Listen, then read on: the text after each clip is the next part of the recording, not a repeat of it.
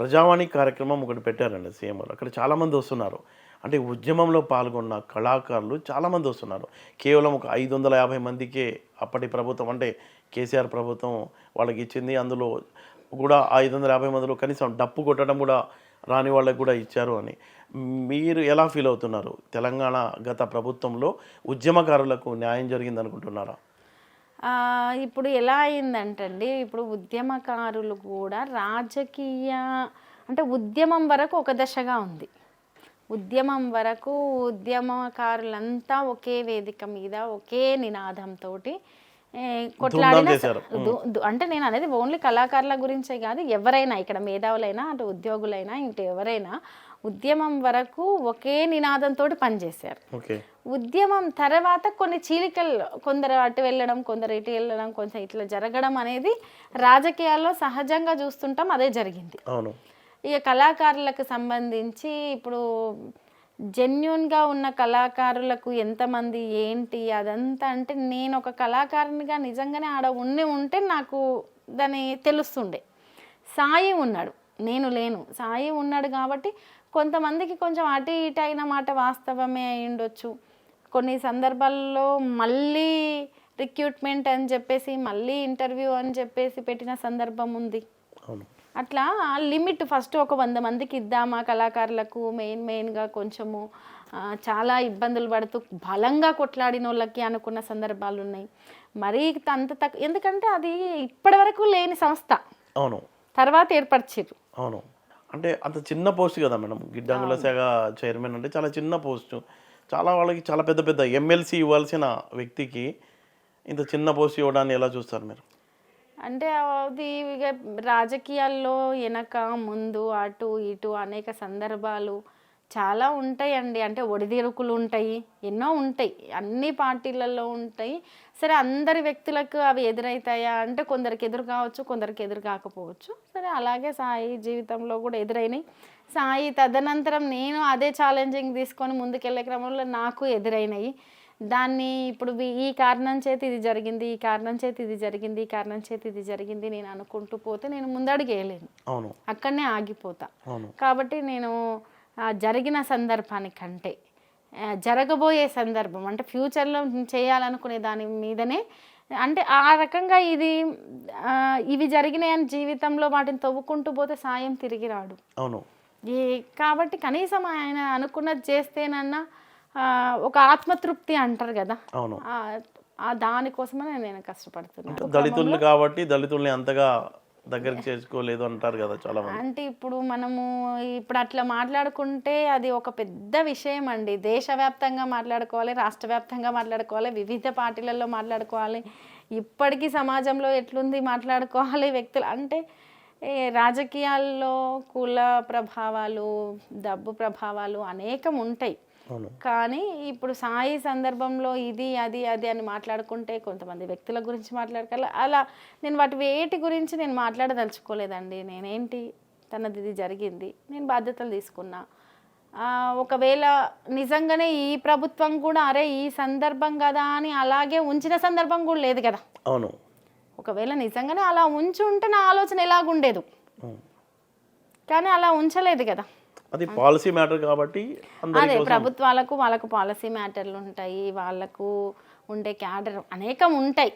కాబట్టి నేను ఎవరిని ఏది విమర్శించకుండా పలానా నాకు ఈ బాధ్యత ఇచ్చిర్రు, చేసిన ఆ బాధ్యత తీసేసిర్రు, తప్పుకున్నా, కానీ నేను రాజకీయాల్లోనే ఉంటున్నా.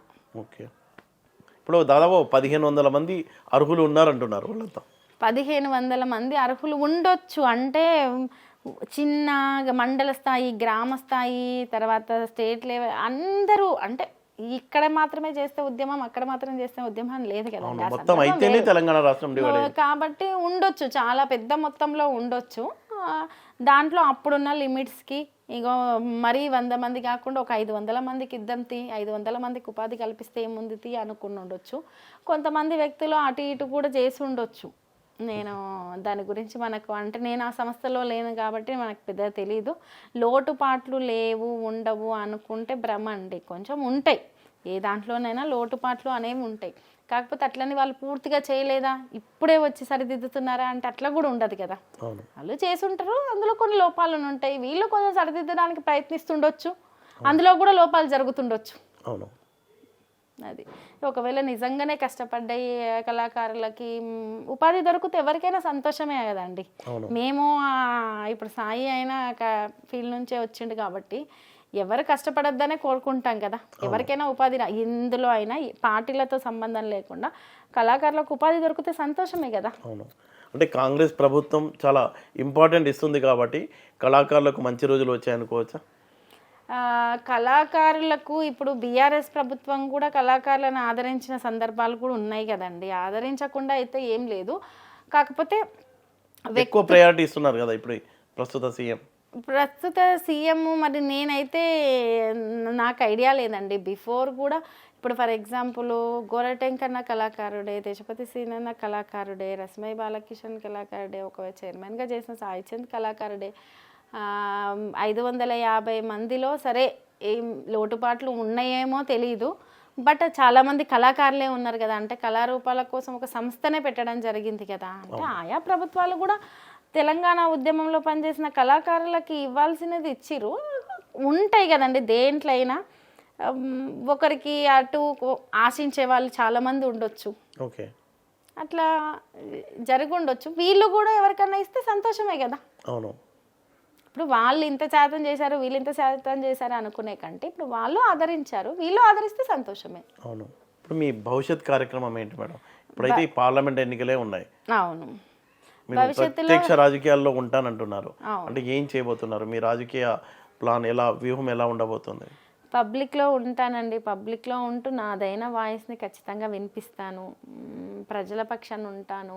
అంటే ఏ ప్రభుత్వాలైనా ప్రజలు ఎన్నుకున్న ప్రభుత్వాలే. అంతకుముందు బీఆర్ఎస్ ప్రభుత్వమైనా ప్రజలు ఎన్నుకున్న ప్రభుత్వమే, ఇప్పుడు ప్రజలు ఎన్నుకున్న ప్రభుత్వమే. అయితే లోటుపాట్లు జరిగిన సందర్భంలో ప్రజా గొంతుకు అనేది ఒకటి బయటికి వస్తుంటుంది ఎక్కడైనా. అయితే నేను రాజకీయ క్షేత్రంలో ప్రజల పక్షాన ఖచ్చితంగా నాదైన వాయిస్ని నేను వినిపిస్తూ ఉంటానండి. వినిపిస్తూ ఉన్న క్రమంలో నాకు ఆ టైంకి ఏ టైపు నిర్ణయాలు అయితే నా భవిష్యత్తుకు కరెక్ట్ అనుకుంటే ఆ టైప్ నిర్ణయాలు నేను ఖచ్చితంగా తీసుకుంటాను. ఎప్పుడన్నా చెప్తుండే వాళ్ళ సాయి చంద్ టీఆర్ఎస్ పార్టీకి మనం చాలా లాయల్గా ఉండాలి, పార్టీలోనే ఉంటా, పార్టీలోని రాజకీయంగా ఎదుగుతా. సాయి నిజంగా చెప్పాలంటే టీఆర్ఎస్ పార్టీలో బీఆర్ఎస్ పార్టీలో బాగా లాయల్గా ఉన్న వ్యక్తి ఒక లిస్టు తీసుకుంటే అందులో ఆ లిస్టులో ఒక ఫస్ట్ సెకండ్ ప్లేస్లో సాయి చంద్ నుంచొచ్చు. కానీ రిటర్న్స్ అయితే రాలా ఆయనకి ఎమ్మెల్సీ లాంటి పోస్ట్.